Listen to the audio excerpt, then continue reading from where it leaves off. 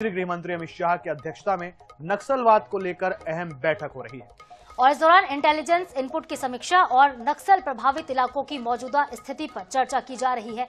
बता दें आपको कि छत्तीसगढ़ में नक्सलवाद के खात्मे की डेडलाइन को अब सिर्फ 51 दिन बचे। ऐसे में ये बैठक काफी महत्वपूर्ण है। इसके अलावा केंद्रीय गृह मंत्री अमित शाह कल जगदलपुर दौरे पर भी रहेंगे और यहां बस्तर पंडू महोत्सव 2026 के समापन समारोह में शिरकत करेंगे। तो रायपुर में नक्सलवाद पर अमित शाह की हाई लेवल मीटिंग इस वक्त हो रही है। इंटेलिजेंस के इनपुट की समीक्षा की जा रही है।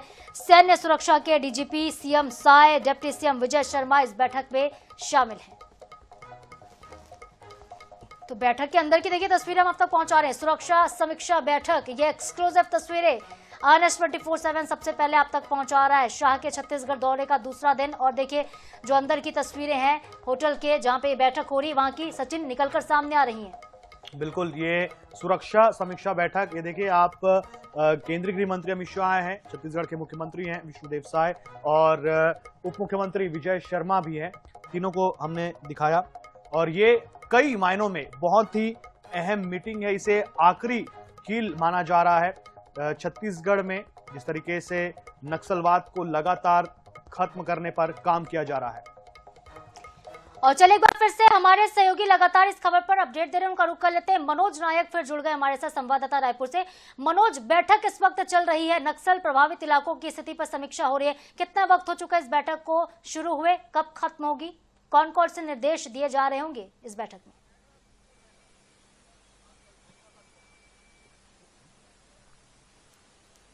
जी देखिए, केंद्रीय गृह मंत्री अमित शाह की जो महत्वपूर्ण बैठक है, लेफ्ट विंग एक्सट्रीम जो बैठक है, एलडब्ल्यू की जो बैठक है, यह बैठक शुरू हो चुकी है। और इस बैठक में जो है छत्तीसगढ़ के मुख्यमंत्री विष्णुदेव साय के साथ गृह मंत्री विजय शर्मा के अलावा जो है नक्सल इफेक्टेड तमाम जो राज्यों के डीजीपी हैं, साथ ही साथ जो खुफिया विभाग के अधिकारी हैं और जो केंद्र की जो फोर्स है, सीआईएसएफ है, सीआरपीएफ है, आईटीबीपी है, बीएसएफ है, और इसके अलावा जो एनआईए के डीजी और आईबी के जो डायरेक्टर हैं वे इस बैठक में शामिल हो रहे हैं। और तमाम राज्यों में जिस प्रकार से नक्सलवाद की कमर तोड़ी जा रही है उन तमाम मामलों की समीक्षा की जा रही है। और आज यह बैठक जब समाप्त होगी तो करीब 50 दिन और बचेंगे डेडलाइन 31 मार्च 2026 को लेकर। तो इन 50 दिनों का जो रोड मैप है, किस प्रकार से तैयार किया जाएगा, इन तमाम विषयों पर बैठक होगी। और इसके अलावा जो अब तक के जितने ऑपरेशन चलाए गए जिसमें लगातार सफलता मिली उस पर भी जो है चर्चा हो रही है। इसके अलावा जो है नक्सलियों के पुनर्वास को लेकर जो नीति बनाई गई उसमें कितने नक्सलियों ने समर्पण किए, किस प्रकार से जो है नक्सलियों की गिरफ्तारी हुई, कितने नक्सली जो है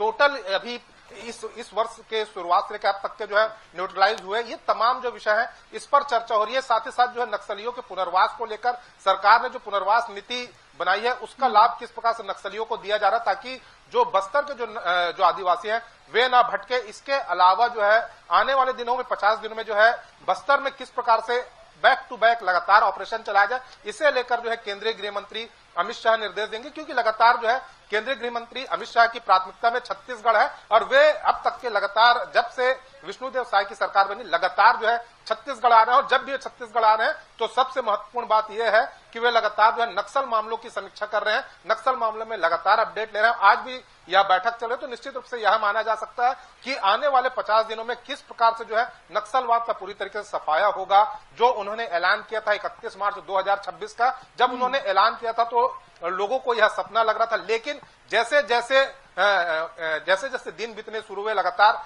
नक्सलियों की कमर टूटनी शुरू हुई, लगातार जितने भी मुठभेड़ हुए उसमें लगातार नक्सलियों को अच्छा खासा नुकसान हुआ। उनके जो महासचिव थे बसव राजू वे ढेर हुए। तो निश्चित रूप से यह माना जा सकता है कि जिस प्रकार से उन्होंने रणनीति बनाई थी इसका असर देखने को मिला। खासकर पूरे देश में यदि जो 75 से 80% जो नक्सलवाद था वह छत्तीसगढ़ में था और अब छत्तीसगढ़ से लगभग जो है यह समाप्ति की कगार पर है। इसके अलावा जो है जब 31 मार्च 2026 के बाद जब बस्तर में अमन चैन और शांति छाएगी तो वहां किस प्रकार से जो है विकास के कार्य किए जाएंगे, ये तमाम विषयों पर जो है अमित शाह दिशा निर्देश देंगे।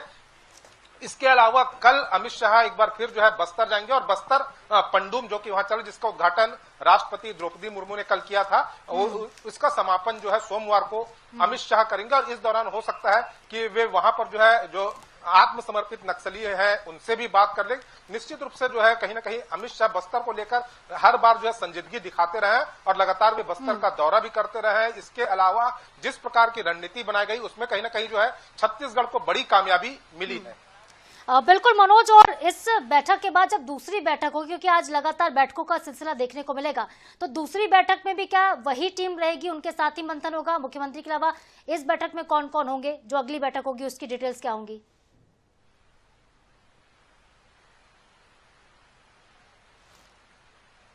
जी देखिए, तमाम जो फोर्स के जो अधिकारी हैं, चाहे स्टेट के हो चाहे सेंट्रल के हो, इसके अलावा जो है अन्य राज्यों के हो, जो कि छत्तीसगढ़ के सीमावर्ती राज्य के जो तमाम अधिकारी हैं, दूसरी बैठक में भी यह शामिल होंगे। तीसरी बैठक जो बताई जा रही है, क्योंकि केंद्रीय गृह मंत्री के पास सहकारिता विभाग भी है, तो वे सहकारिता विभाग की भी बैठक ले सकते हैं। इसके अलावा जो है शाम 5 बजे जो है एक राष्ट्रीय कॉन्क्लेव रखा गया है, छत्तीसगढ़ एट द लेंस, इस थीम पर यह कॉन्क्लेव रखा गया है, तो इसमें भी केंद्रीय गृह मंत्री शामिल होंगे। इसके बाद जो है उनका जो कुल प्रोग्राम है वह मेफेयर होटल में रहेगा। इस दौरान हो सकता है वे छत्तीसगढ़ के तमाम जो मुख्यमंत्री हैं उनसे मुलाकात करें। इसके अतिरिक्त जो है भाजपा के जो प्रदेश पदाधिकारी हैं वे भी जो है केंद्रीय गृह मंत्री अमित शाह से मुलाकात करेंगे। हो सकता है कि आने वाले दिनों में छत्तीसगढ़ की राजनीति किस दिशा में जाएगी, इसे लेकर भी जो है अमित शाह जो है यहाँ के जो भाजपा के पदाधिकारी हैं या स्टेट के जो मंत्री हैं उन्हें टिप्स देंगे।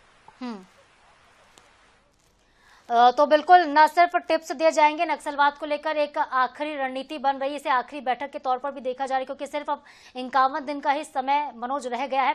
नजरें आप बनाए रखिएगा, जो भी बैठक से जुड़ी हुई डिटेल्स होंगी आगे भी आपके माध्यम से दर्शकों तक हम पहुंचाते रहेंगे। बहुत शुक्रिया फिलहाल तमाम जानकारी के लिए। LWE क्षेत्र के लिए 2 विशेष महत्व की बातें हैं अभी।